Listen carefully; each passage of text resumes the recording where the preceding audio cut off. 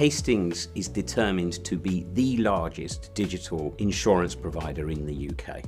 And there is no way Hastings can achieve that from a business strategy and business target perspective using legacy approaches towards data protection, information security, and the way that we deliver that program and that capability.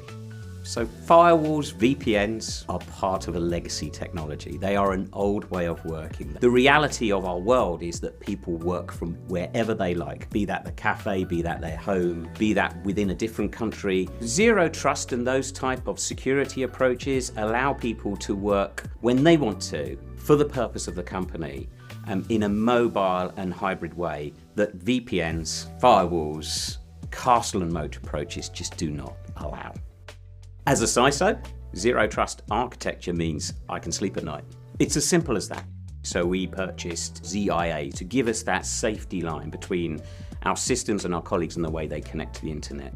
The next phase was really about building trust. We deployed ZDX as an experience monitoring system, something that allows you to understand what's going on and support your colleagues as they connect to the services that you provide from your business.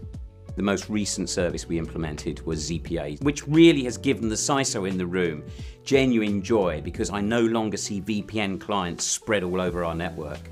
And I know that we are genuinely stepping into true zero trust networking. ZPA has been about enablement, better connectivity for our systems, better connectivity for our colleagues.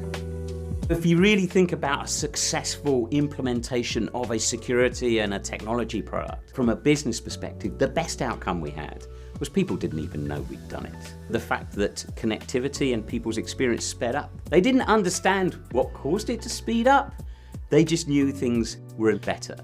The partnership between a key supplier like Zscaler and the folks that are implementing the services and products from the Hastings side is critical. Partnership between two great bodies is really key for something to succeed.